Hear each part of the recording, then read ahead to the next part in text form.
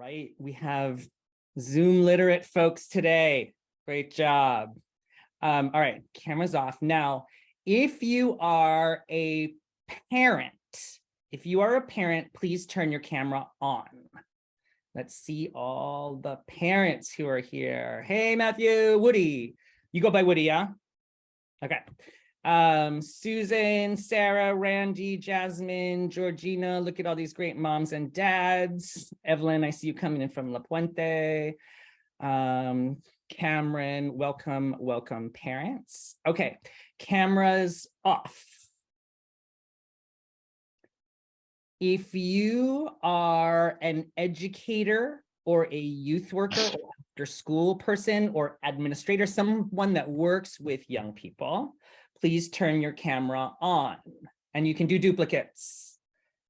All right, I see my duplicates coming in, but I see some additions. Ignacio, Jay De La Cruz, what is your name that I should call you?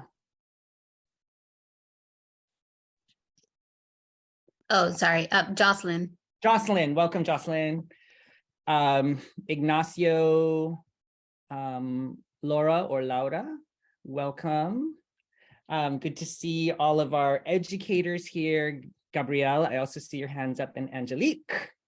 All right, cameras off.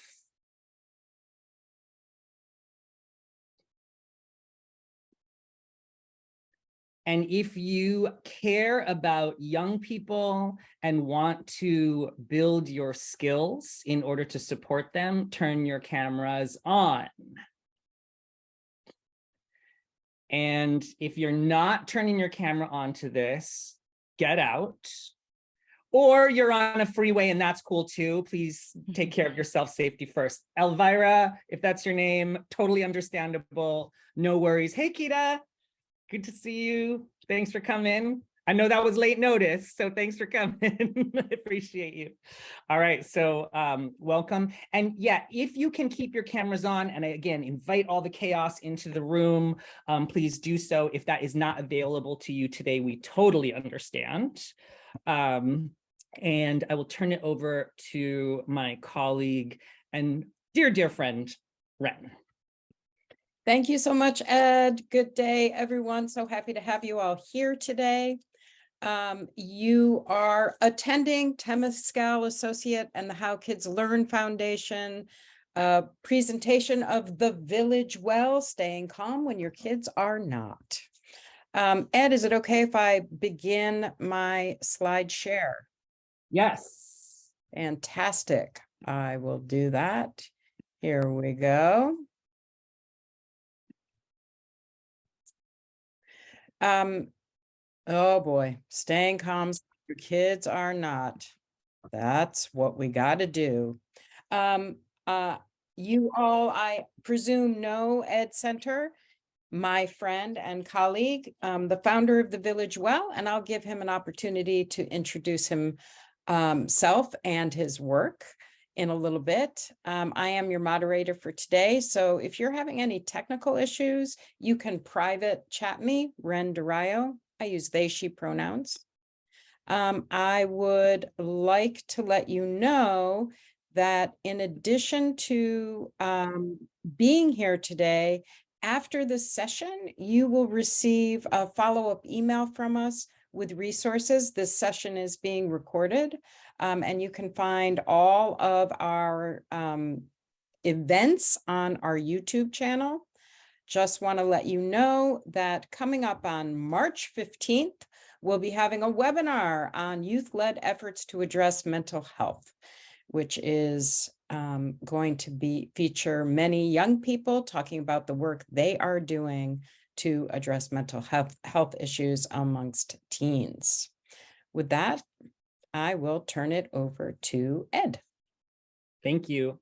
And Ren, I know you are operating in a couple capacities today, one as the moderator from Temescal, but you are also my dear friend and colleague for a long time. And so I want to invite you, like, if you can't hear me or if I'm missing a point or you're like, Ed, go back and hit that one harder, be yourself, all right? Yeah, Thank you. I rely on you to do those things. Stacy and I have been, Ren and I have been working together for about 20 years now.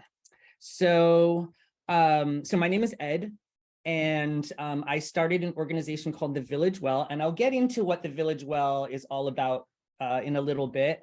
We are really about bringing healing and joy and skills to parents of color. And today's workshop is one of the most popular workshops that I do because it's one of the hardest things to do as a parent or as an educator, which is to stay calm when the kids are not. And what I have found is that all of the tools and techniques, the classroom management skills, the ways of showing up, the youth development approaches, they're all great if you can stay calm and respond to events rather than react to them. If you can't do that, then all the tools and skills are off the table, right? And so that is what our workshop is going to be about today. And so before we jump in, I would love for you to think about what is one issue that is difficult for you right now in either your parenting or in your work with young people. All right. So my coach yesterday asked me in the beginning of our session, what is the rock that's in your shoe right now? So if you can think about what is the rock that's in your shoe as it relates to your child, right? So it might be that issue that keeps coming up that starts to make you sweat, that may make you yell or do this thing like I do, which is, no, I'm not going to get into it, right? Could be that thing. Or with your kids at school, what is the thing that keeps, or in your after school program, what is the thing that keeps coming up that is driving you a little crazy? And if you can post in chat, if you're comfortable, go ahead and do that.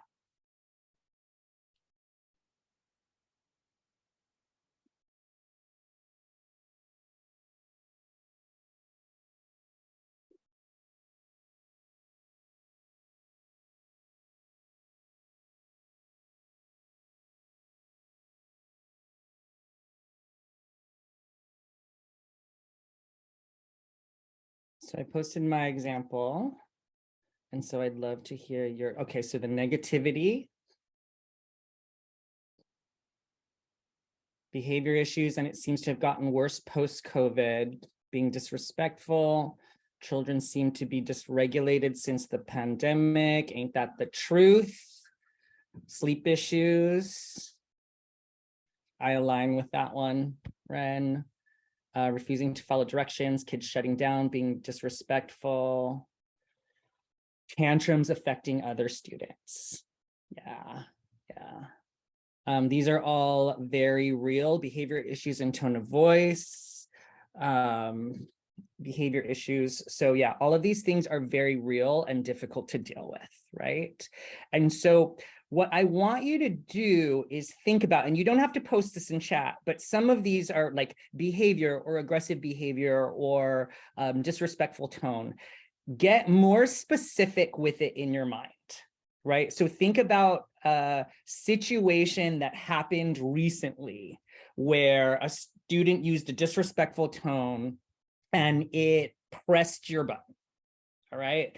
And so whether you lashed out or whether you went into the car and cried or whether you did nothing but were stewing inside, think about that specific situation, because we're going to be working on these situations later in a way that is going to get us to respond rather than react. And so more specificity is great.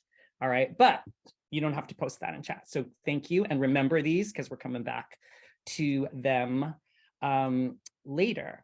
And so, so we know that these things trigger us. Let's start to take a look at why. Next slide, please, Ren.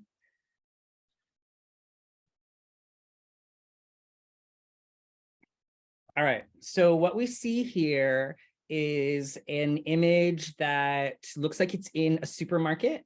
We see a girl, I'm guessing she's about 7 or 8, and she is holding on to the shopping cart screaming. And then we see groceries in the cart, and we see the arm of a person, maybe a woman, maybe her mom, right? Making assumptions here. And we don't see the woman's face, but we can imagine what the woman's face looks like. And so I would love to hear from folks either in chat or out loud. What is on that woman's face, that person's face, and what are they going through in this moment? Georgina, oh, you went off camera right as I called you. Georgina, what do you think? Did you guys hear me? Great. Sorry about that. I'm at home with a daughter who's sick, but I think definitely what's going on is frustration and just kind of like one of those moments where you're just like gonna think like you're gonna blow your fuse. You're just, out of control.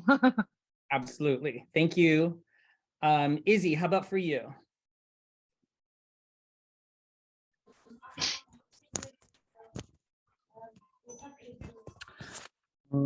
I'd probably say just the kind of pressure from everybody else in that environment as well, kind of like onlooking eyes, judgment, that kind of thing.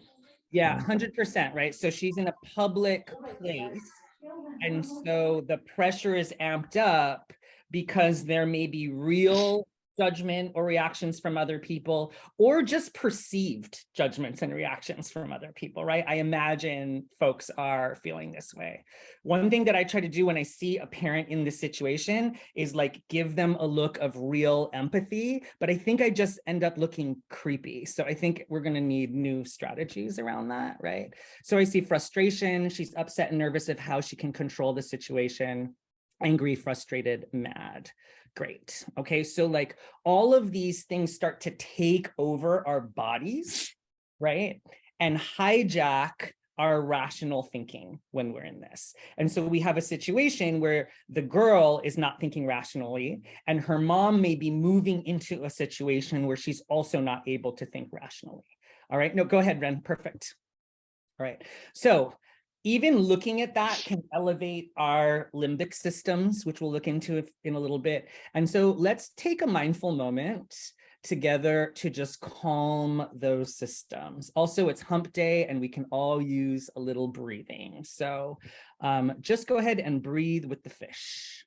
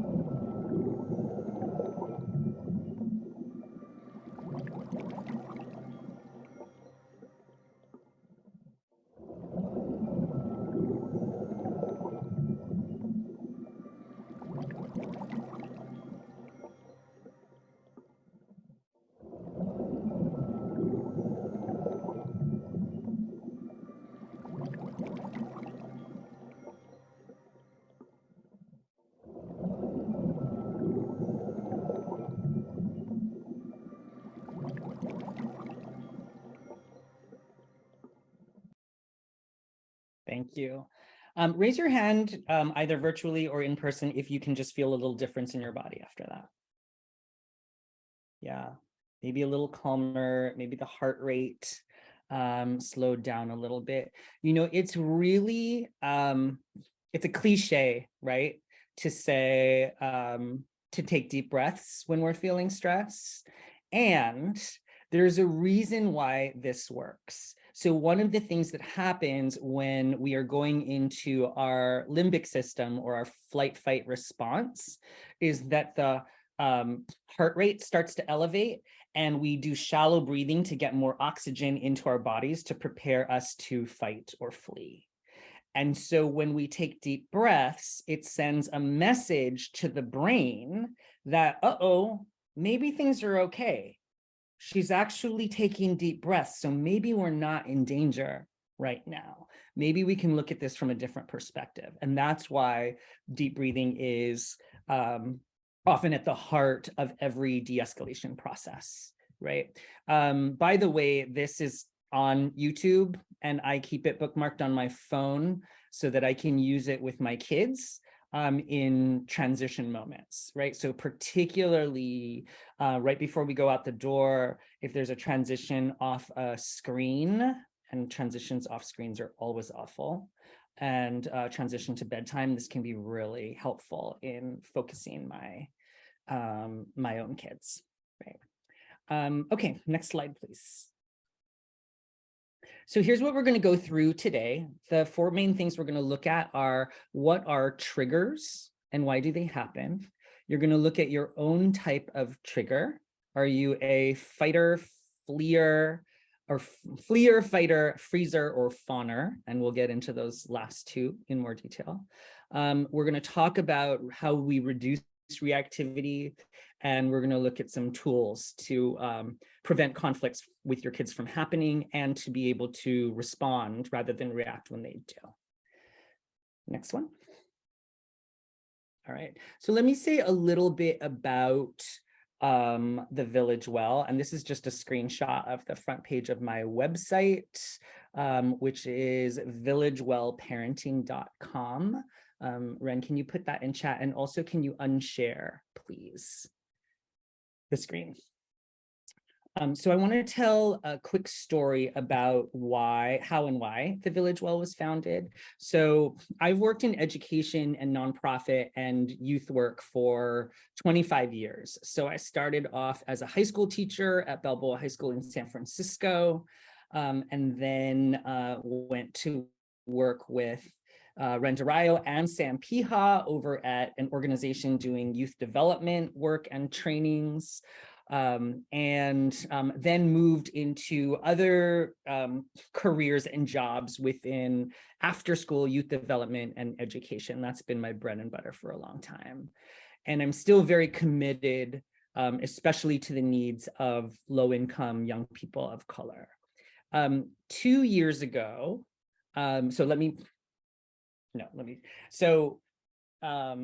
12 years ago, my husband and I adopted our first son through foster care, and we now have 2 sons that we adopted through foster care. And when you adopt kids from foster care, they come with some stuff, right? There's a reason why they were in foster care. We have amazing sons who came with some stuff. And then during the pandemic, as many kids did, my older son went through a very intense, severe mental health crisis. And I had never seen anything like it before. I didn't understand it at first. I'm not going to go into the details because that's his story to share or not. But as an example, one night I asked him to brush his teeth, and that incited a 2-hour screaming fit where he was cussing me out, throwing things, and broke 2 holes in the wall. And so it was very difficult. The good news is we got him incredible mental health supports. He had a whole team of people, and we switched schools. He's now thriving and doing so much better. It's still hard, right? But he's doing so much better. And during that process, I realized that my parenting skills were not meeting the moment. Right. And so he was in this big mental health crisis, and I had some skills as an educator, but I didn't know how to give him what he needed. And also I was so triggered all the time, right? Because based on my family structure, how I was raised, my culture, I feel like no one has ever raised their voice and talked to their parents like that in the history of my lineage, right? And so to have him up in my face, screaming, cussing me out, saying, I hate you, it triggered all kinds of stuff. And I couldn't stop myself from reacting and getting into these awful power struggles with him, right? Where I was trying to dominate him, where I was trying to scream him into submission, where I would put my hands on him and drag him into another room, and where I was literally yelling at a mental health issue. Spoiler alert, that don't work.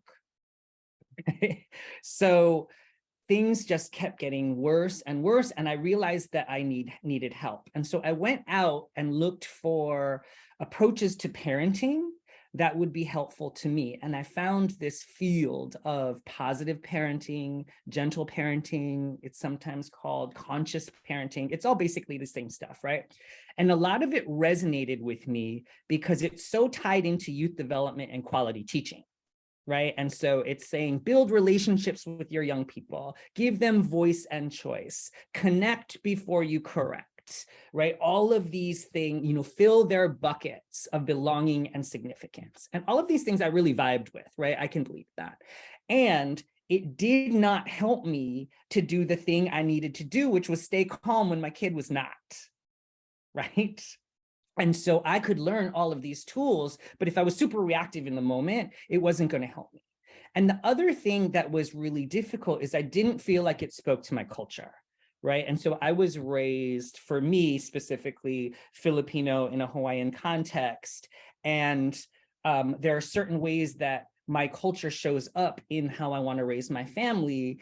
And the positive parenting literature was very monocultural and didactic, right? If you do these things, life gets better, right? Versus how do these tools and approaches vibe with what you know, right? And so I started thinking about how do I take this stuff, because there is some good in it, but also help people to do the work of healing so that we can stay calm when our kids are not, right? And also look closely at what are the elements of all of our families and cultures that we want to bring forward into our parenting, into our teaching, into how we show up with young people in the world, right? So that what is our generational wisdom that we want to bring forward, but also what is our generational trauma, right? Because many of us have stuff from our families that we don't want to bring forward, that we want to stop. And it's really hard to stop that stuff, right? And so for me, that means that I want to bring forward from my family, cousins as your first best friends, lifting up extended family, rituals around holidays. For me as a kid, it was service through church. With my kids, it's service a little less with church, right? But a sense of service and giving back. But I don't want to bring forward feeling like I am responsible for my parents' feelings, right? I don't want to feel like what I do can control the emotions of folks in my household. And I don't want my kids to feel that way about me. And it's work to not put that on my children. So that is basically what the approach of the Village Well is all about, and what we are trying to bring to families, to parents, to educators, to really look at how we can relate with each other and our young people in a way that is culturally grounded, right? And also positive, respectful, and doing stuff that works. Any questions right now?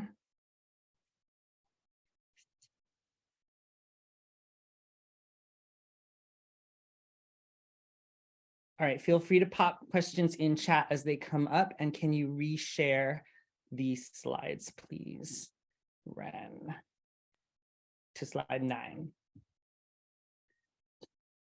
So these are the principles that we do in all of our workshops, coaching, training. We focus on healing, on diversity, and really like meeting the cultural needs of everyone we work with.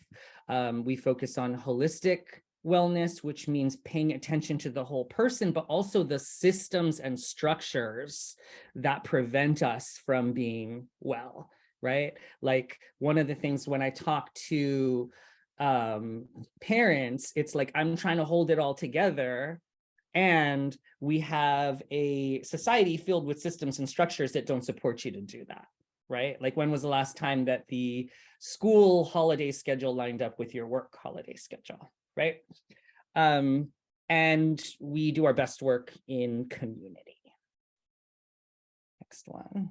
All right, let's dive in. All right, so why is staying calm so hard, right? So we see a picture here of a crying toddler and a mom, maybe, who seems to be kind of on the edge, right? And raise your hand if you've ever felt that way in a situation with young people. Yeah. All right. So let's take a look at what is happening when we get triggered. All right, so a trigger is an unhealed wound, right? So what does that mean? So a trigger tends to be an overreaction to a situation, right? If it's an appropriate reaction, then it's not a trigger, right? You're just meeting the moment. So a trigger is an overreaction to a situation that happens, and it tends to point to an unhealed wound, usually from your childhood in a similar situation, right? It's our kids' jobs to show us these wounds, and dang, they are good at it. And it is our job to heal. That is the hard work of adulting, right? And so let's take a look at what happens. So look at this situation. We see a house on fire. Imagine you are a 6-year-old kid and you see this happening to your house. What goes through your brain and body? What are you thinking, feeling, experiencing? Let's see some in chat, and I'm going to call some people as well. Ignacio, how about you? This would make me freak out and not know what to do. Right, freak out, not know what to do, which we call freeze. Very good. Maya says scared. Danielson, am I saying your name right? What do you think? When they, I guess at the moment they think it's the right action to do, but after, you know, some consequences happen, they realize it's wrong. Okay. They don't try to fix that, you know what I mean? Well, the one we're looking at is the house on fire. So we're not going to expect the Okay. 6-year-old to fix it. So what's the 6-year-old Okay, yeah. experience? Yeah, I guess panic too. Okay, panic, shock. Thank you, Danielson. Am I saying your name right? Danielson. Danielson, thank you. Yeah. And how about Susan?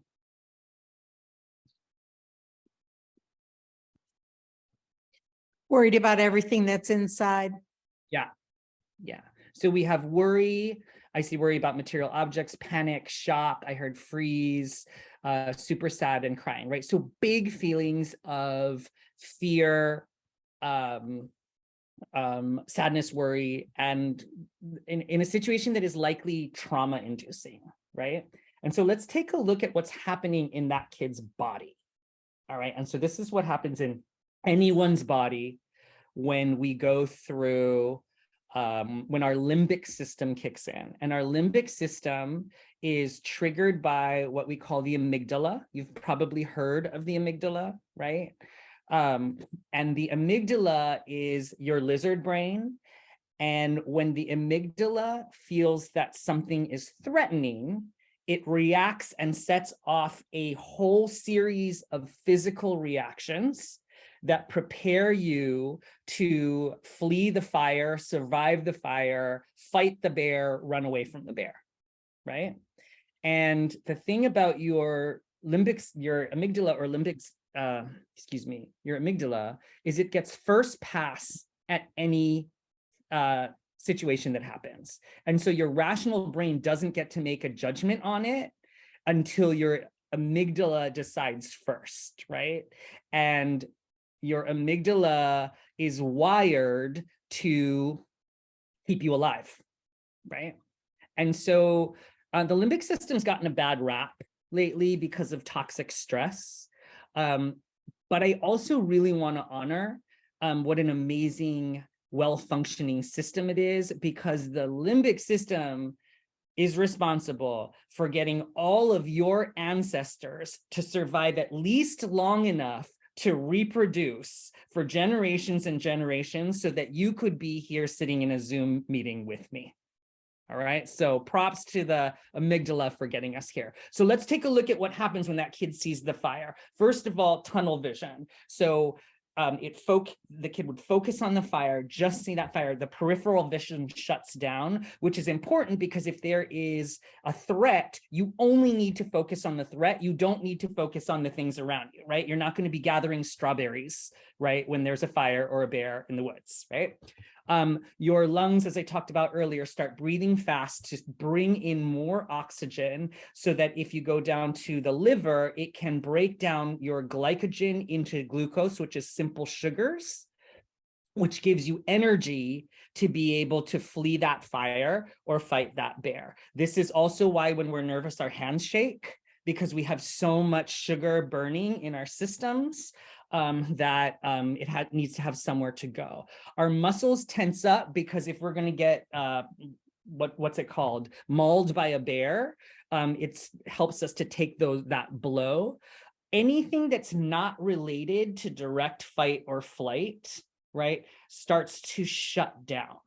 So we don't need our digestive system. We don't need our bladder, which is why those systems shut down, and sometimes why people pee their pants when they're really afraid or really excited, right?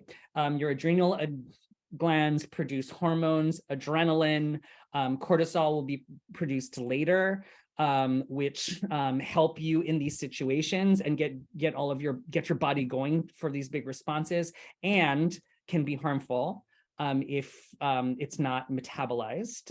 Heart rate accelerates, and the brain. This is really important. So your frontal lobe, which is your thinking brain, literally shuts down, which is important because if you're going to say, jump 10 stories into a fire net below, or fight a bear and think you have a chance of living, you don't need your rational brain, right? And so that's really helpful. But also it means you are not capable of making your best decisions. So when you are elevated, do not make decisions, do not act, don't send the text, don't do it.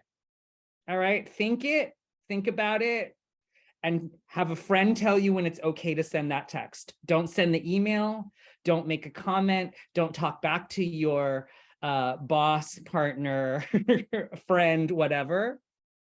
Don't act when our frontal lobes are shut down, right? So all of this stuff is really great if you're going to fight a bear or run away from a fire. The problem is most of the threats in our life right now are not actual physical threats, and our amygdala does a terrible job of being able to discern the difference between a fire, public speaking, or saying I love you first, right? And so this is why we get these misfires or overreactions. And also because stress nowadays is often repeated stress over time, right? So in my case, living with somebody with a mental health crisis, right? That was months of being in this triggered state.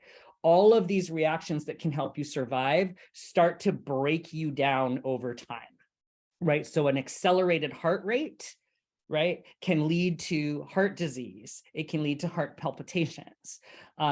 Your digestion slowing down in this state can lead to ulcers, which is very associated with stress, or IBS, which I got during those very stressful months.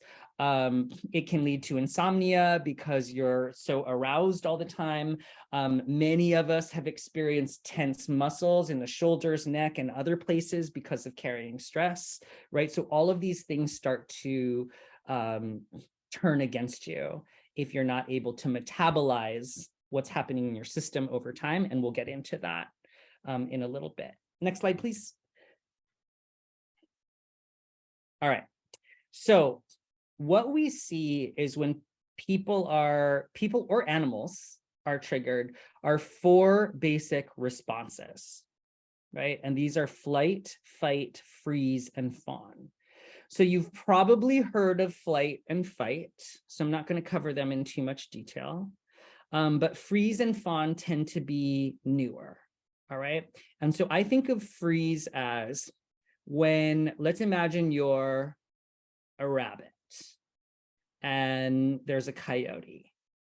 So you try to run away from the coyote and then it traps you in a corner. You know you can't fight the coyote. You don't have a chance. right? And so you freeze and get really small, hoping that the coyote doesn't see you or just leaves you alone, right?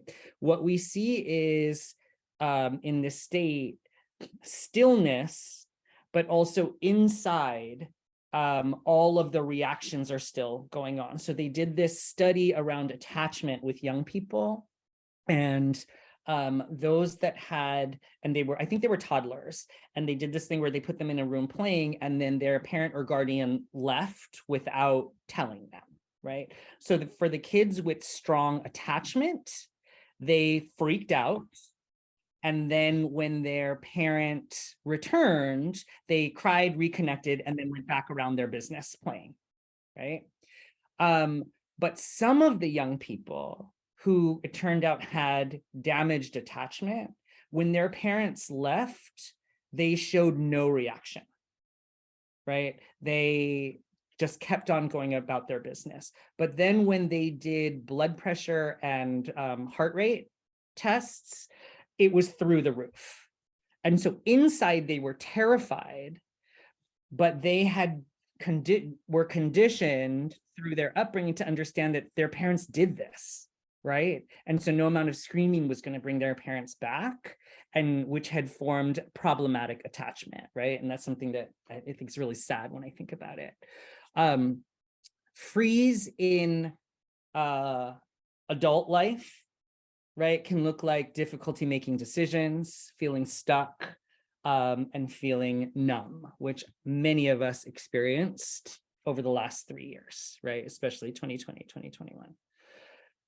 Fawn was a newer one to me. I just learned about this a couple of years ago. Raise your hand if fawn is new to you.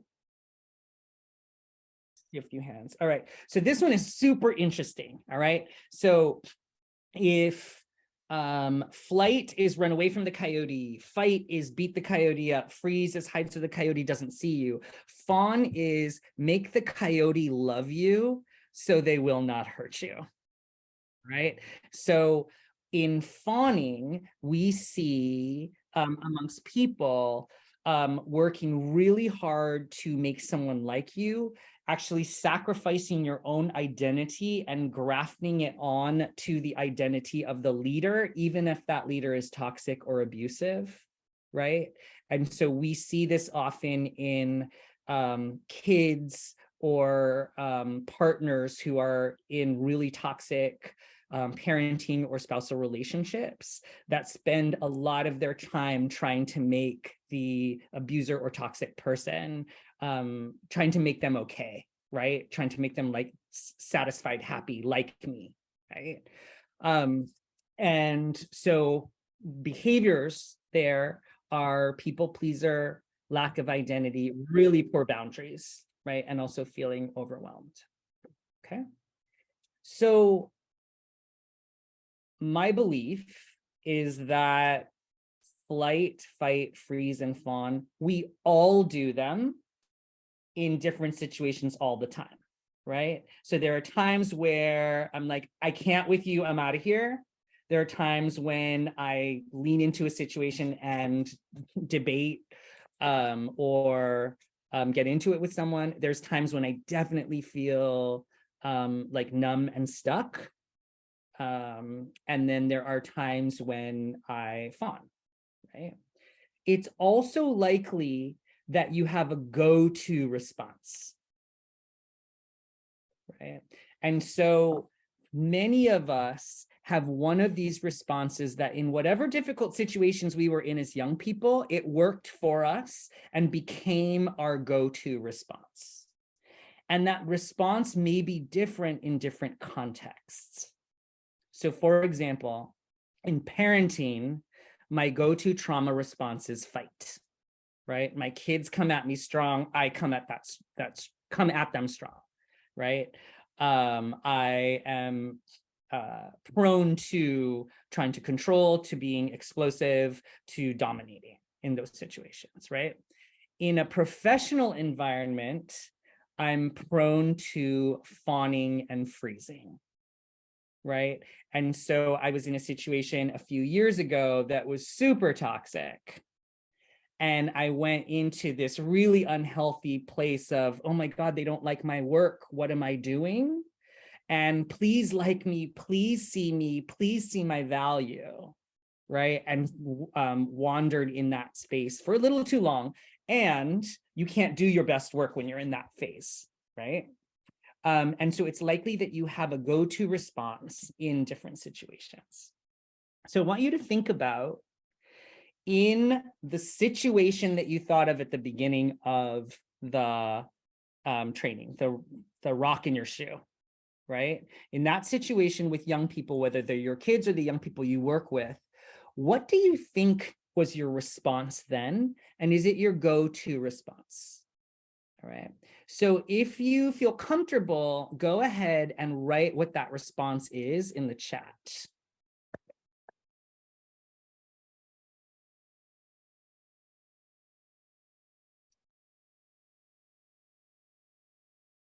See, from Manuel, we have fight, lots of fights. Can you unshare, please, Ren?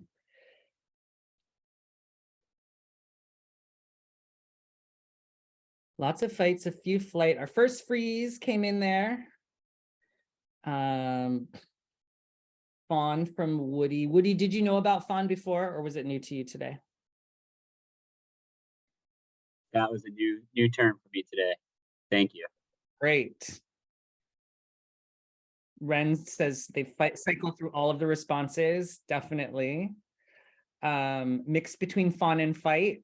Angelique, a blend, absolutely. Common freeze. Okay, great. And so before we move forward, I know that writing these can feel a little bit vulnerable and a little bit of a weakness, right?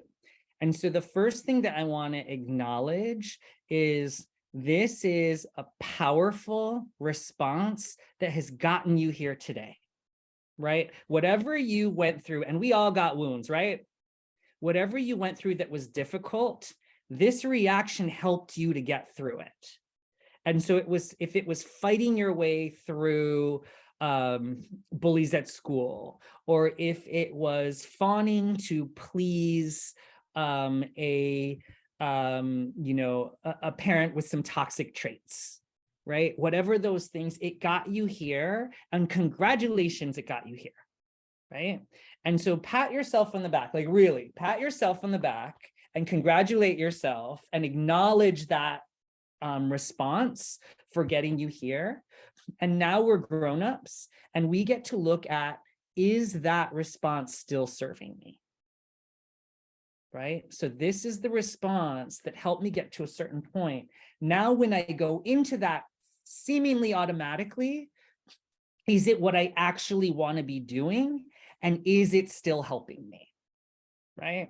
And what I propose is that if this is the response that's coming out when you're relating with young people, it's probably not serving you, right? Because we are misperceiving the young person as a threat, when usually, there are times when young people are actually threats, right? Usually, you are not under threat of being physically harmed. You are the person with more power in the situation, and you're in a role where it's your job to help re-regulate the young person and teach them the skills to be able to deal with that situation, right? That's adulting, right? And if you're in fight or flight or fawn, you're not going to be able to do that in a way that helps that young person understand the situation, re-regulate, and get to their full potential, right? And so we're going to look at some tools today. And the mantra I keep bringing back is calm power, right? How do you stand in your own authority and assertiveness without going into one of these reactions, right? And so we're going to take a look at that. Back to, can you reshare, please, Ren? Great, and next slide. So I'm going to give you in a second, we're going to go into groups and have you have a little discussion in breakout groups. Before that, quick commercial break. So I am doing a series of workshops actually for toddlers coming up. And we have a free workshop on, is that next Friday? March 17th from 6 to 7. I'm designing that. If you're a parent of toddler, I'm designing that as kind of we make the transition from being professional a bunch of the time to being more full-time parent over the weekend. And it just happens to be timed with happy hour. So whatever's in your cup is great when you show up. So please let folks know who are parents of toddlers. 18 months to 4 years old is about what we're going for, although I've heard kindergarten families are really getting a lot out of the content too. So please feel free to share, and you can get that QR code there. All right, next slide. All right, so we're going to send you into groups of 4. If you're not on camera and you can, please try to show up for your group. And you're going to answer 3 questions. What is your go-to reaction of those 4 things? How does this show up for you? And what do you need to re-regulate, right? So what do you need to get out of fawn, for example, and get back into your default state? And so you're going to go into these groups for 12 minutes. So that's about 3 minutes each. So please manage your own time and make sure everybody gets to share. And any questions before we do that? I have a quick one for you. Yeah, Woody. So these 4 modes of fight or flight, is there any positive that comes out of these modes? I feel like we've highlighted all the negative things. Yeah. You know where I'm trying to get with this? Yeah. So the tricky thing about that, right, is that the positive, as I said before, like it's why you're alive today. So welcome, right? But our limbic systems are really set up for like survival in the wild, right? Or in like battle. And so, I think this is a great example. If you have an amygdala that perceives a stick as a snake, right? And has you jumping away from that snake every time from the stick, every time you see it. If it's actually a snake 1 times out of 100 and a stick 99, it's in your advantage for the amygdala to jump away from the snake every time, right? to avoid that, right? That becomes really toxic and difficult in modern life, right? And so I would say, to answer your question, like, yeah, you could see that for somebody who has fawn, right? That they're in tune with the needs of others. Right. Or you could see somebody who's in flight being able to walk away from a difficult situation. I also think the flip sides of those are really harmful and difficult. And so what we're going to do is try to help people get to a place where you can, like our superpowers and our weaknesses are always connected, right? And so if, for example, you're a fawn, Woody, how can you lean into being of service to others and being generous with your time while also holding, I am making a decision to do this from a place of responding and being rational and being calm, and also know how to take care of myself. Does that answer your question? Yeah. So this fight or flight, it's not 100%, or is it? You know, like you said, like I think the people pleasing thing, right? You use that to get by and to fit in with crowds and talk to people, provide services. But I can see that being toxic to myself, and I've lived that situation. But there is a fine line there, right? Yes. What I would say is if it feels like it's a reaction and it's taking over you, that's what we want to try to avoid. So you're making conscious decisions, even if the conscious decisions are similar, right? So for example, if you're a flight person, you're often leaving situations that are difficult, right? Going for a walk when you've had some difficulty is a great idea, right? If you're consciously choosing to that, if you're re-regulating, and then you can come back to the situation afterwards, right? So they all have these balances, but what we want to avoid is automatically going into that situation and interrupting that process. Ms. Durayo. Oh, yeah, I was just going to offer that when our bodies are activated, the body is activated to respond to a threat. So when it takes over our frontal lobe, which helps us think and make clear and rational decisions and plan, that's why these reactions are not helpful if we're not dealing with a real life or death situation. The problem is we react as if we're facing life or death. When we're not, our child just won't brush their teeth. But the body thinks that it's life and death. And that's why the reactions are not helpful for us. But if the child was coming at us with a hatchet, it would be helpful. All right, are you ready to go into breakout rooms? Okay, you're going in for 12 minutes. When you get the notice that says you're coming out, you'll have 10 seconds to finish up your conversation. I'm going to pause our recording right now.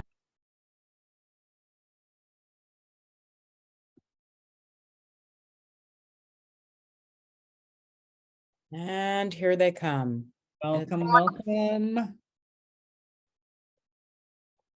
I hope you had some fruitful conversations, or at least made a cool new contact.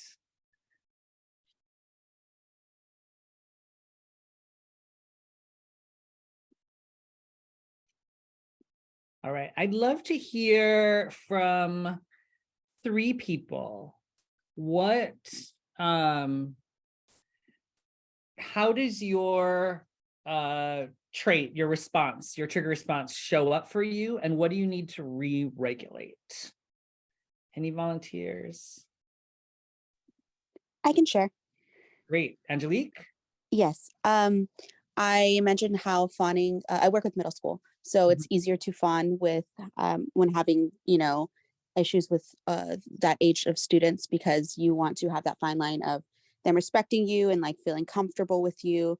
So being able to kind of bargain and, figure out that line. But once that doesn't work, or they realize that it's easier, they feel like it's easier to take advantage of, it goes straight into fight, and almost so quicker than it was to fawn, to fight. And I think having that for me to understand that fine line of where like me as an authority figure and me as a teacher is different than me, keeping that availability and comfortability with them as a student. Yeah, I think that's a really great insight for you to see that response and how that shows up for you. I have something similar with my older son, who is now in middle school. And so when I was growing up, there was no negotiation, right? And that is not something that I want to perpetuate with my own kids, because I want them to be able to make a case, right? And actually build their negotiation skills in the world. And so when they ask for something that might be bending a rule, I will say, make your case, right? And listen, talk about it. And if they make a good case and I can bend the rule, then I will. And if not, then it's no and bummer, right? Calm power, hold that boundary. And that's a tricky place to be, because I am opening a box for them, right? And at the same time, I need to be able to hold authority there as well. Thank you for that, Angelique. Anyone else? I'll share. So in my group, we talked a lot about like the temperaments within kids and how kids really feed off our energy. And so for myself in personal situations, like if it's someone like really close to me, I'll shut down and I'll just act like I don't hear what they're saying, or if I'll get really, really defensive and I'll get really angry. So it's really hard for me to push myself to calm down at times, to really be like, okay, you know what, like maybe I need to understand where this person is coming from.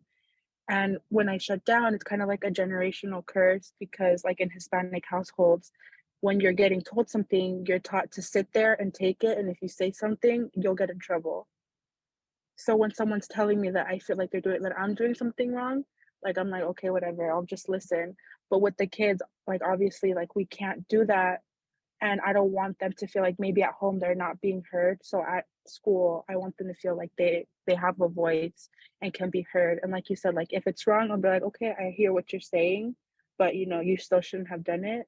But if they make a case, you know, I want them to know that their feelings are valid and no one is going to invalidate how they feel. I really appreciate that on a couple levels, right? So one, understanding where your generational blockages are, right? Familial and cultural. And also how those can show up for your kids and how you're trying to approach things in a different way. What I often find in those situations, right, is we make a mental commitment to handling these situations in a different way that works when we are grounded, right? And then when we're triggered, the scripts that we have from our moms, dads, tias, abuelas, like come back, right? And so that is one reason why it's important to stay grounded in those moments. So thank you for that. One more person.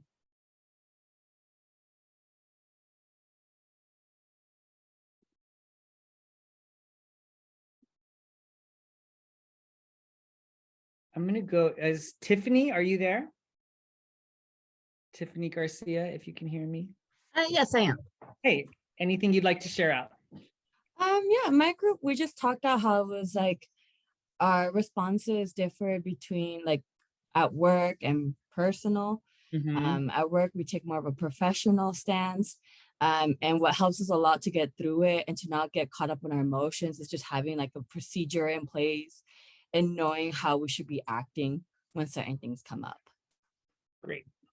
I'm glad you brought up work, professional versus personal, right? Because when I talk about interrupting our trauma reactions, right? A lot of people say, I can't do that. It's automatic. And here's where I can call BS on that, right? So your brain in a split second is able to tell context in a situation. And even though you may start to feel elevated and have it, these feelings start to take over, you can tell the context, right? Which is why if someone, let's say somebody tells you, is that the best you can do? Right? Your reaction to your spouse, your mom, and your boss are likely to be very different reactions, right?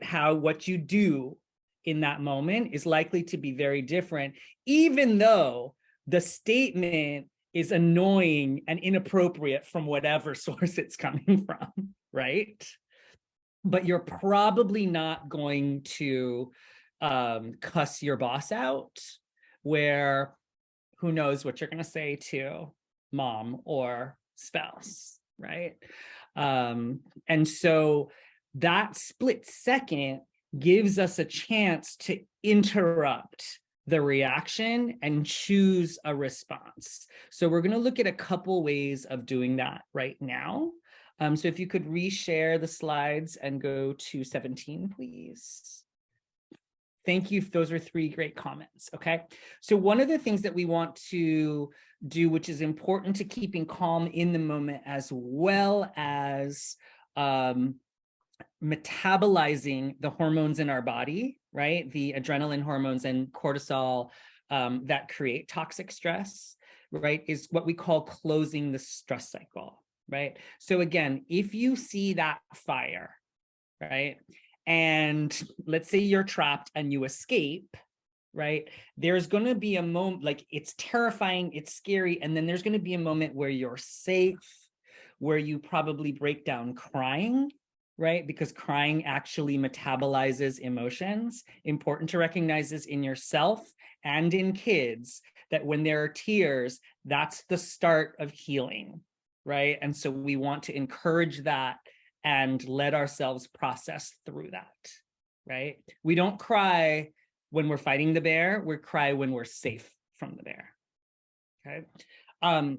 So one way to metabolize the stress cycle is through movement, right? And so this is a physical practice. I'm not gonna say too much about this because here's the thing. We all know we're supposed to exercise and you either do it or you don't, and you're grown-ups, right? But I will say this, 10 minutes twice a day is really significant for your mental health and to metabolize stress, right? And so do a power walk, 10 minutes twice a day, listen to, 3 good songs in your AirPods, and that's enough for the mental health benefits. In particular, you can time this, right? So I time mine usually after this presentation, because I'm presenting and I'm an extrovert, I'll be elevated, right? And so I will go process that in a good way. I'll process that with a walk. And then I usually try to take a good walk right before I pick my kids up from school, so that I can be metabolize any stress I'm carrying through the day before I kind of give myself up to my kids for the next 3.5 hours, right? Mindfulness. So if you have a meditation practice, great. Let me see an emoji or a hands up or a reaction if you have a meditation or mindfulness practice. I did not get to mine this morning, so I'm going to try to do it later today. Good to see some hands coming up. So sitting your butt on a cushion and staring at a wall or closing your eyes for a significant amount of time is really a great practice for reducing stress. And some people just can't get there, and I want to honor that, right?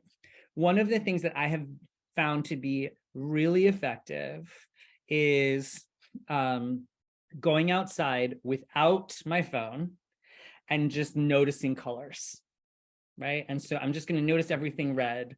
Oh, I see car lights. I see hibiscus.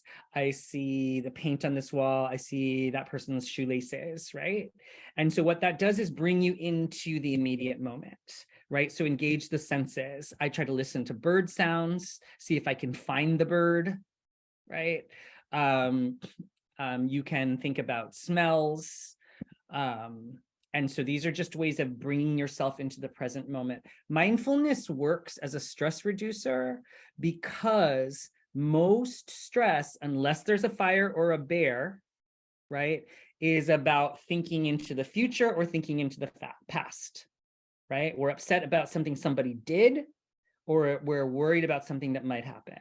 If we can stay in the current moment, we realize, oh, we're actually safe. And I can take care of the business at hand. All right, I'm going to go to human connection, right? And so we are social creatures. Was there a hand up? Yeah, I was just going to say I learned a really cool one the other day. Yeah. Which is rubbing your fingers slowly to feel the ridges on your fingerprints. Oh, wow. Your fingertips. It's a cool one. Yeah. So you can feel the ridges on your fingertips. Sorry. Thank you. Thank you. We're just going to do that for the rest of the workshop. Human connection. All right. So let's imagine that bear is chasing you, and you see a hut. And the person's like, come on, come on. And you run into the hut and close the door. The bear's outside, walks away. You hug that person, you cry, you sit down, and you breathe together and then recenter yourself, right? Human connection processes emotion, right? It processes these hormones. It closes the stress cycle. If the connection is one that lifts your soul, and you know who those people are, right? And so call that best friend, right? Keep contact with the people that fill you with energy. that really does have that, you know, walking with a good friend is a great habit to have around closing the stress cycle. And then the last one I want to look at is flow. This is the one that is less familiar to people. Anybody know what flow is? Is it like a free, like free form of just letting your like expressions like flow? Like, well, I see painting in the video, but I don't know, like art therapy kind of? Yeah, so it's you're describing an experience that happens when one experiences flow, so feelings there, and so you're really close. So one thing to so flow is essentially the joy that one experiences in a task in which you love and are very involved in. So is anyone a crafter or knitter in this room? Scrapbooking artists, any of you here? Okay, so drummer, musician, thank you. All right. And so when you're like really in it, and that experience where you kind of lose track of time, where you're both really focused but also open at the same time, that's flow. Yes, on your bicycle, right? And I was talking to a kid who loves to bike, and he's like, I feel like I'm flying. I'm like, yes, that's flow. That's it, right? And so this is the experience so that experience is the number one thing that you can do to reduce stress, right? And so people talk about mindfulness and exercise and all these things, they're good. But if you don't smoke and you eat well, right, then finding experiences of utter joy 3 times a week is the number one thing that you can do to really reduce your stress. And so think about finding that activity. And so think about that thing that you love to do that you're not getting around to enough. So it could be your guitar, it could be biking. Walking in nature is a great way to experience flow. If you walk in nature with someone you love, you're getting movement, flow, and human connection, triple threat. All right, so what is that thing that brings you joy and intuitively, you know, brings you healing that you want to do more of? Go ahead and put it in the chat. If you're really sassy, you can put it in the chat with an emoji.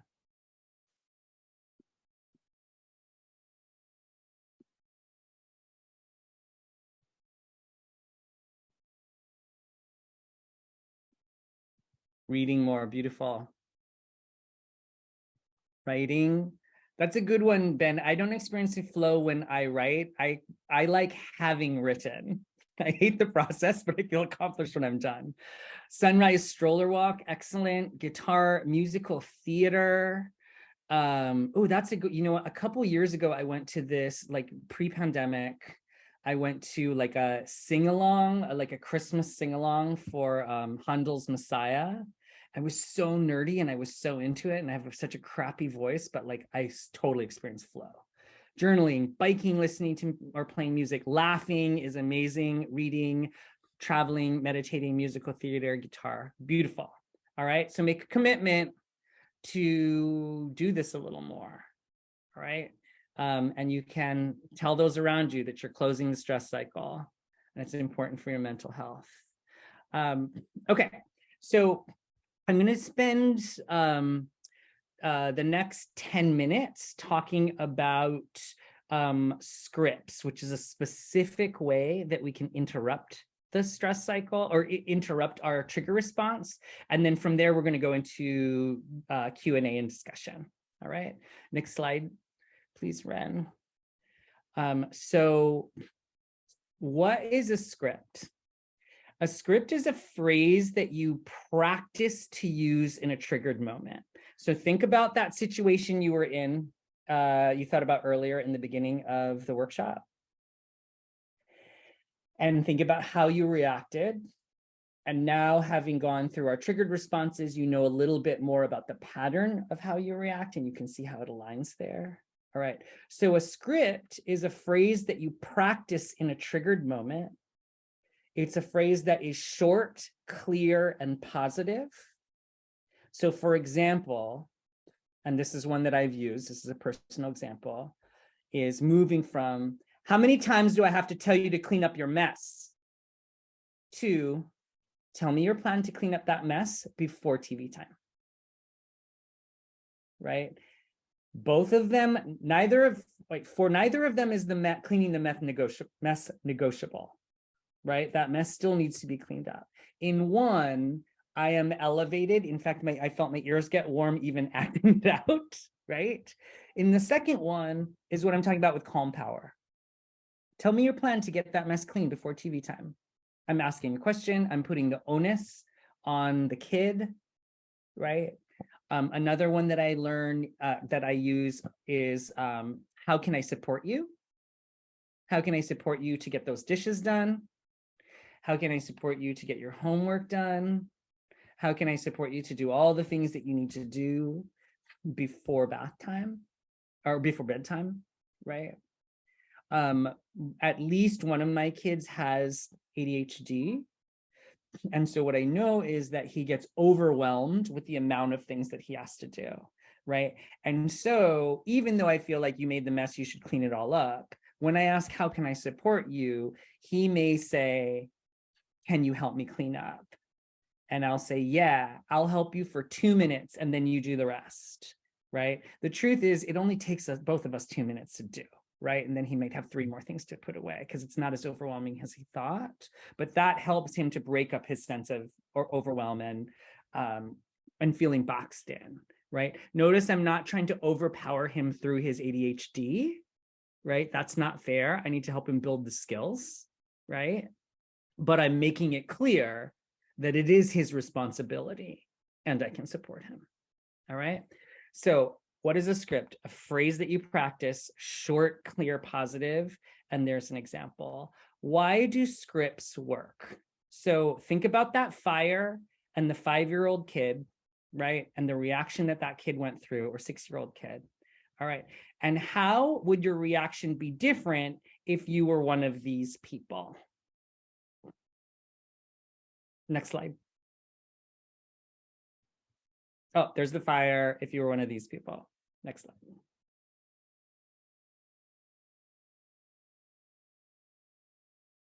All right, if you are one of these folks and you see the same fire, what is your reaction going to be? What is your response going to be? Jasmine, what do you think?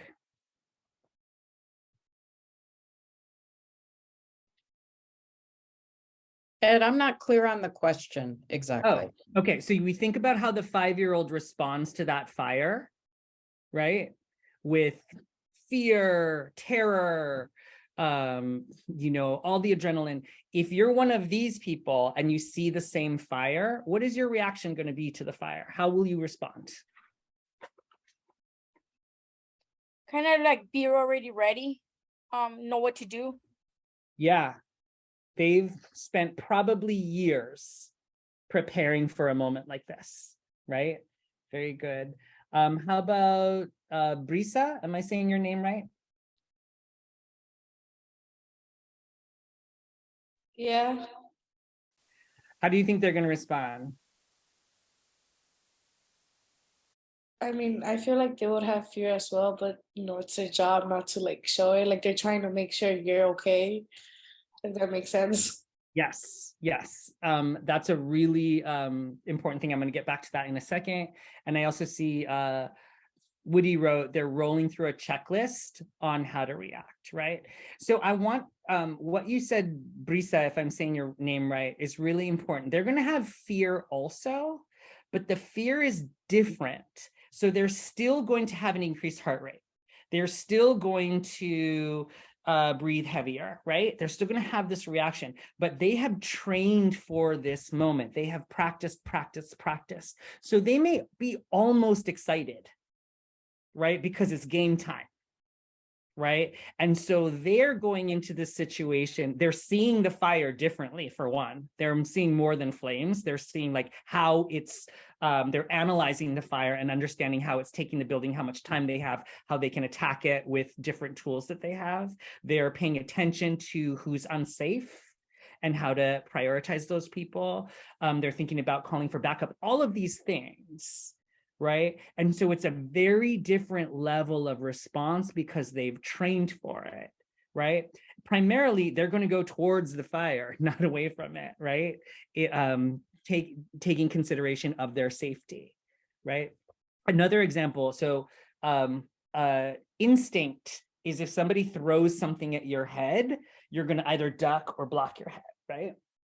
That's instinct. I played soccer my entire life, so I've trained myself in a certain context. If a spherical object comes flying towards my head, I'm going to lean into it with my forehead, right? That is not a normal reaction. That is a trained response that happens in an instant because I understand the context and situation, right? And so this is how scripts work. They are practice for game time.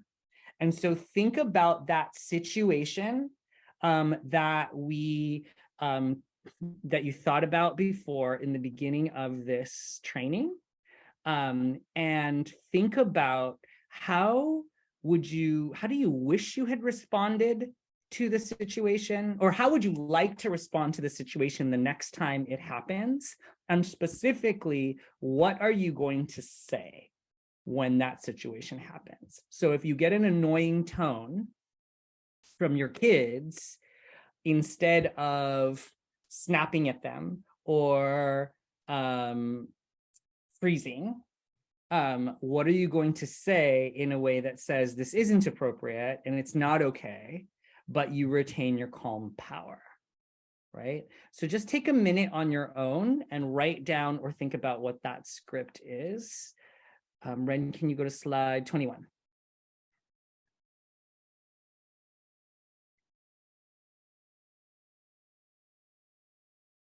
And make sure that it is short and clear and positive.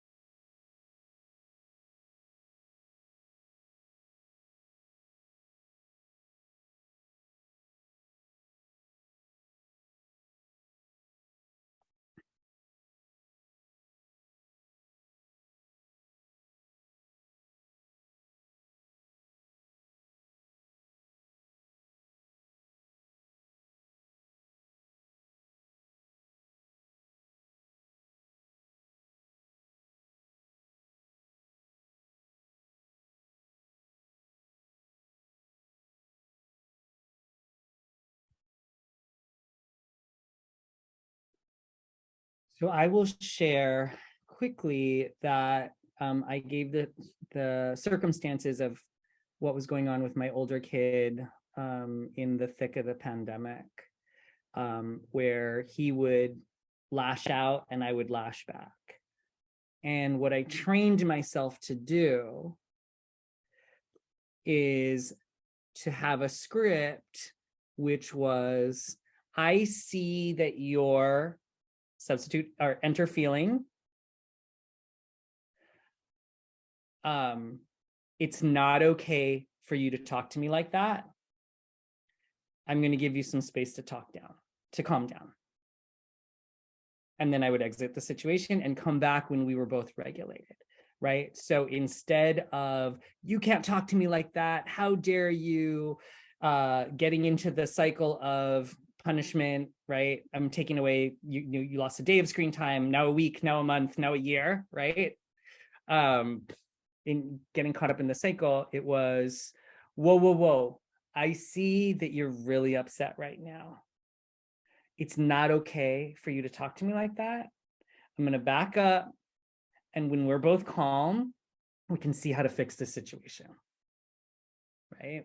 And so I established my assertiveness, my authority, but also we're not going to talk about things right now. We're not going to get into it, right? And I'm not going to give you the power to pull me into a power struggle, right? Because I'm going to maintain my calm power, right? That's one of the things that I got really hooked into, is that he could see that he could control my emotions and get negative attention, and negative attention is still attention, right?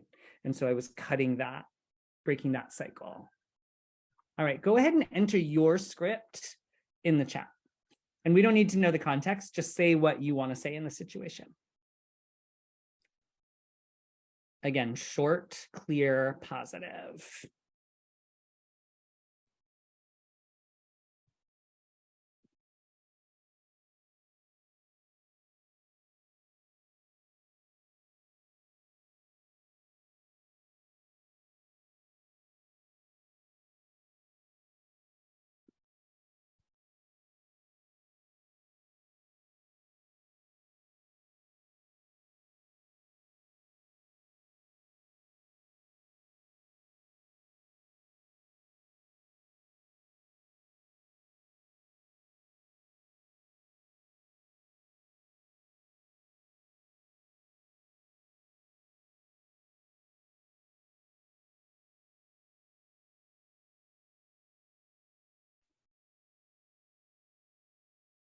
It's a good one to borrow, Ren.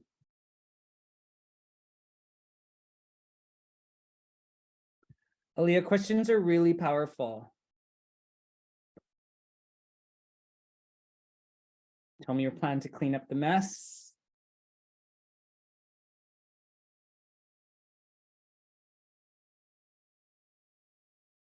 That's very empathetic, Nick. I understand how you're feeling. What can I do to help you in the situation? Right? You're telling the kid that you see underneath the behavior and you're willing to help them, right? Instead of saying, now what happened, change to can we or let's. Excellent. What motivation made you act in this way? Good. Can we work together to solve this issue problem? How can we work together? Or how can we? Great. What happens when you have a kid that's totally shut down? You know, I see you're upset. I see you're frustrated. I'll give you 5 minutes to talk and let's regroup. And they say, no, I hate this place. You know, or no, I don't know. And you have 10 other kids, you know, that you got a group of kids, and this is one kid acting out. Do you have any advice on how to address that? Yeah, I think that's a great one for discussion, Woody. So right now, how do you react to that situation? Right now, hopefully that there's enough staff in that group that we can go to a one-on-one session where we would, you know, find a quiet space, reduce the amount of stimulation that's going on all around, and talk. But in the heat of the moment, that's not always available. Right. Okay, so here's a couple things you're juggling, right? So you're juggling group management, right? You're juggling trying to take care of the needs of one kid with big energy, big feelings, when there's 10 others who have their own needs but are quieter right now, right? You also want to meet that kid where they are and help them to feel like they belong and are valued, right? And the other thing is you want to avoid negative attention, right? So you want to avoid a spiral where every time that kid acts out, they see all the adults and many of the kids around them stop what they're doing and give them attention, because that is negative attention and that's a cycle that we want to break, right? So I'm just pointing out the various things. I want to turn to the group because we have a bunch of experts here. What would you do in that situation?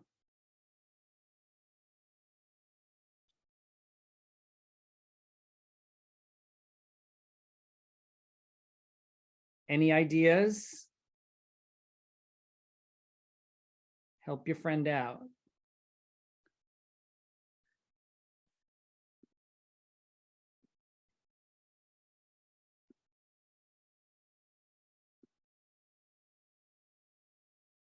Chelsea, if you're there, I'm curious. Do you have any ideas?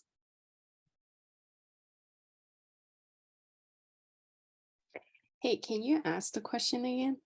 Yeah, so Woody's situation was, he has one kid who really shuts down, like, no, I don't want to do this. I'm not going to participate. Whereas all the other kids, and Woody feels like he needs to address the needs of that kid, while also taking care of the whole group. Woody, did I get that right? Yeah, let's say, so I can put the situation out there for you. We have 12 kids. We're going on a hike. One kid doesn't want to go on the hike, so they run the opposite direction, right? And we go, we see that they're upset. We acknowledge that they're upset. They don't want to do the hike.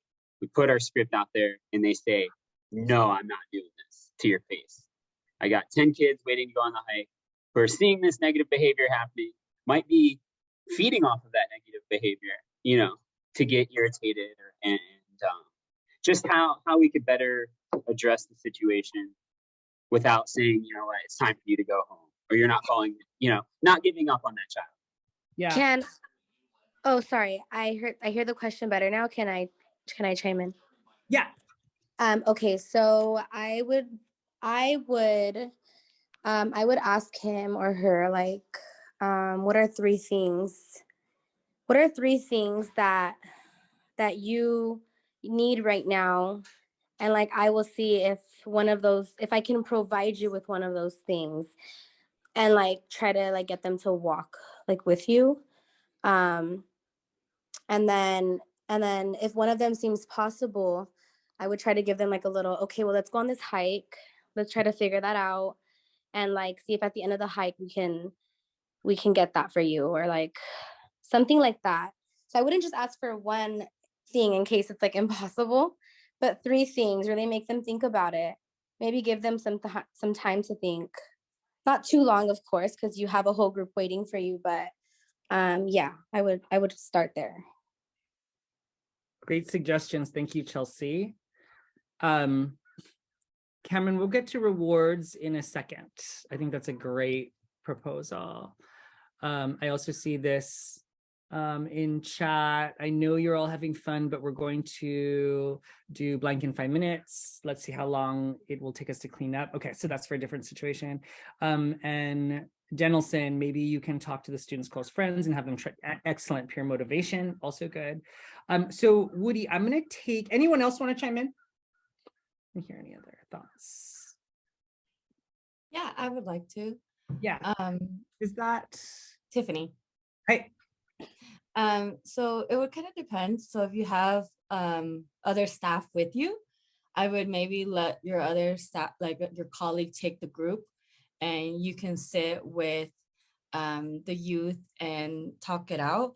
One thing I really like to do is like, can we at least try this for about 10 minutes? Like, let's give it a try. Let's go for 10 minutes and let's talk again and see how you're feeling. And if you really feel you can't do, let's come up with a solution then. But most of the time I find that once they start doing it, they're distracted, they're having fun, and they forget all the reasons why they don't want to do the hike. That's usually what I try. Agreed. And I agree. When the resource of having another staff member is there, we take like full advantage of that. Like I said, we will, go to a quieter place and start to identify these, what their trigger was and what we can do to better the situation. I appreciate all the input. Thank you. So what I wanted to add, Woody, is I'm going to take it out of the hiking context, because that is super high pressure, right? If you're there with 10 kids by yourself, you have to do whatever it takes to make sure that everybody's safe. And if you have a kid running in the opposite direction, like, you either have to figure out how to get that kid to go or the hike's over, right? So it's more likely you're going to be in a situation where you're at a program, right? And you have other staff that you can call on, right? And so, but you need to make a decision about whether you're going to support the needs of the whole group, right? Or that one kid, right? And I think there's a judgment call here, because if you notice, this kid is constantly doing this, right? What I would advise is is that this kid is trying to get his significance bucket filled in negative ways, right? And so this kid wants power and has found a way to get power by shutting stuff down and making everyone give them attention, right? And so first of all, can you figure out ways to fill that kid's bucket in positive ways, right? And so can you be more thoughtful about checking in with that kid in the beginning of the day? Can you find little moments of one-on-one time? I mean, 20 seconds, right? Can you over validate when that kid does something well, right? Like make sure you catch that kid doing like, hey, I saw you, I know you were upset because the game didn't go your way and you were cool about it. You didn't flip the board this time, right? I really appreciate that, right? Whatever those things are. So you're recognizing and you're giving positive attention and power, right?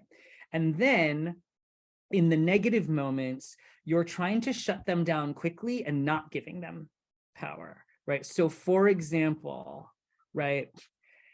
I'm gonna name this kid Ramon. I don't know why.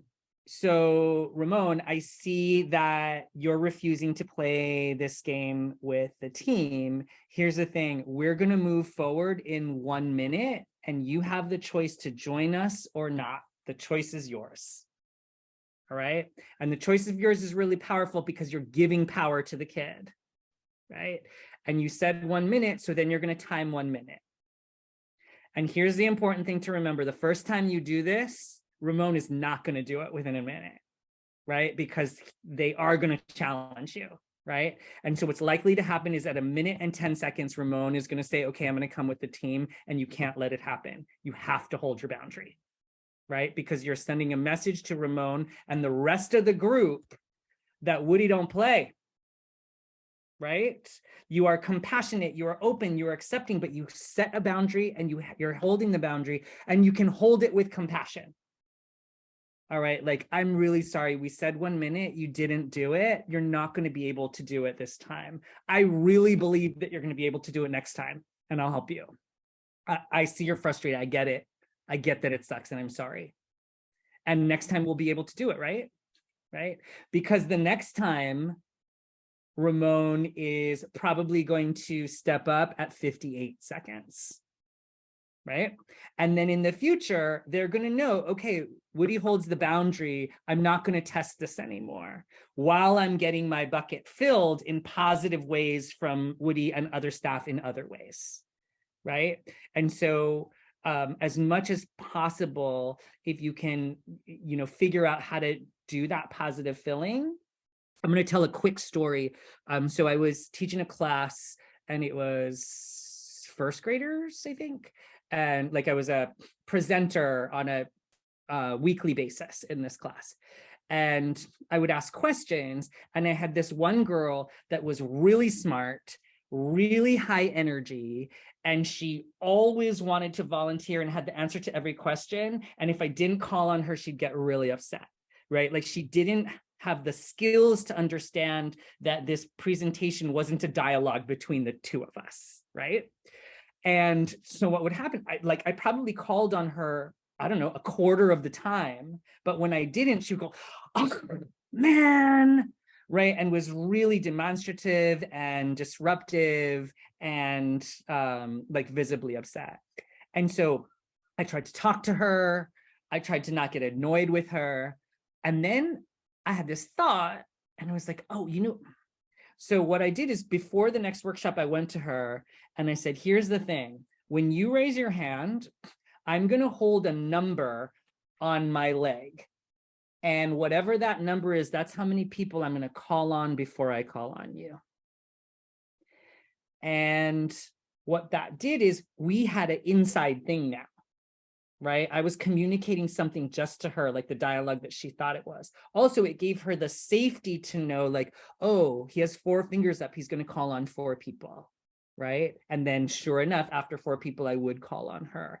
And so it created this thing where she had a container for her behavior and communication from me and a little bit of secret, right? And so as much as like, what is the strategy for that with Ramon? I don't know, but also being clear with Ramon that we are going to hold boundaries, right? And that we're not going to pour negative attention on Ramon every time they're in a mood, right? I want to open it up for any other questions, thoughts, comments that folks have. That is all of our official information, but we can go deep with anyone else if you have thoughts or questions. Elvira. Yeah.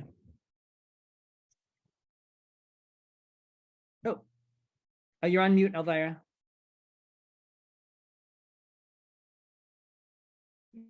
Now can you hear me? Yes. You hear me? Okay. Well, no, I'm glad we're going through a situation on our site right now, and about the negative behavior and stuff, and like teasing and name calling. So right now, when you were speaking to Woody about that, it's like it gave me confirmation that okay, so what I'm doing is a good thing, and the little progress I'm seeing is really progress. Because sometimes we're kind of hopeful thinking, but I've been I'll notice when one of the students that's constantly being on negative, he will do something and towards it's a positive, another student that's having problems, like I'll tell him, wow, I'll give him a thumbs up, or I'll more and tell him like, wow, you know, I saw that and I'm really proud of you. I did that, and you thought about someone else's feelings. And so, and little by little, I've been doing that. And yes, I noticed while they were out playing, the three that were constantly bickering with him, I thought, oh no, they're not going to go and freeze him or whatever they were doing. Tag they were playing with the coach, and they did. So I thought, okay, good. Hopefully, I'm hoping what this is working out. So when you said that, I was like, okay, I'm not wishful thinking. Yeah, but it does work. It does work. I They think have that's I tell them, you know, they get a label put on them. And I tell them that's not who you are.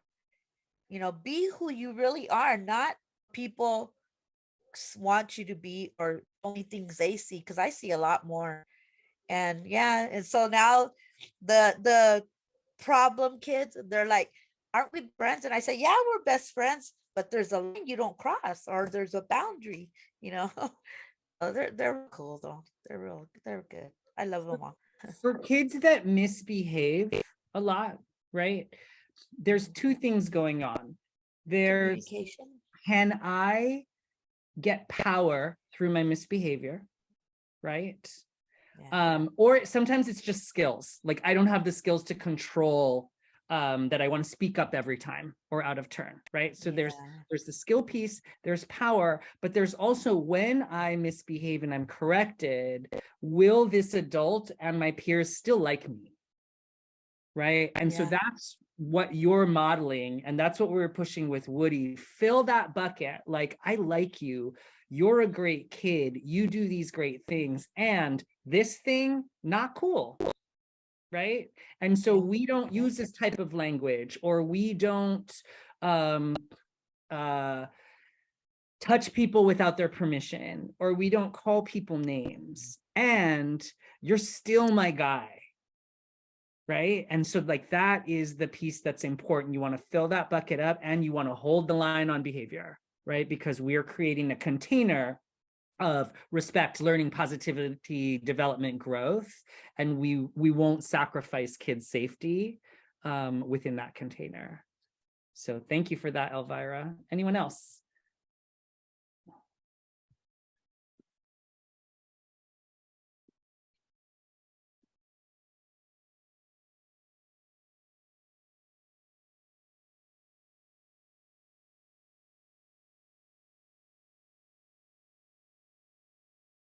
I'm happy to take one more if it's there.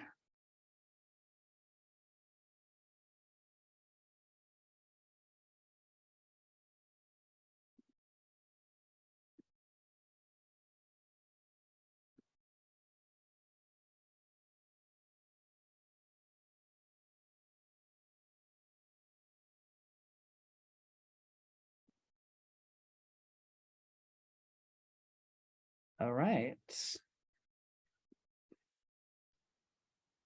Okay, well then the last thing I have is I'm putting, oops, there we go. An evaluation form in the chat. So go ahead and click on that. Two things to know, or one thing to know about this evaluation, in addition to getting feedback on this workshop, there's also a place where you can say you're interested in having me do a workshop for your school or organization. Right now, as we do awareness building for the Village Well, I'm doing a bunch of free presentations. And so I'm happy to offer one to your school or organization. So you can express interest on that in the evaluation, in addition to giving me feedback on this. Ren, anything else you want to say? I just want to say again that you can expect some resources through email from us regarding this presentation. And if you are interested, we have a How Kids Learn YouTube channel. All of the webinars that we do, we post on our YouTube channel, so you can check it out to see if there's anything else that might be of interest to you and or your staff. And I want to say thank you so much, Ed Center, for the beautiful work you are doing and sharing your experience, your personal experience as a daddy, and living through it, and how the hard work it takes to moderate ourselves so we can be present for young people. Thank you so much. Thank you, Ren. And I want to appreciate all of the work that you are all doing. You know, showing up. One person talked about this, I forget who it was, about like the generational stuff and showing up for in a different way, right? And like that's what it's all about. We all come with our wounds and we come with our gifts, right? And then how do we show up and make sure that we're still giving those gifts to those that we love and care about, and that we're healing those wounds. And so thank you for doing this hard work for the kids you work with, and for the kids you're raising. Have a wonderful day, y'all. Thank you. Have a good one.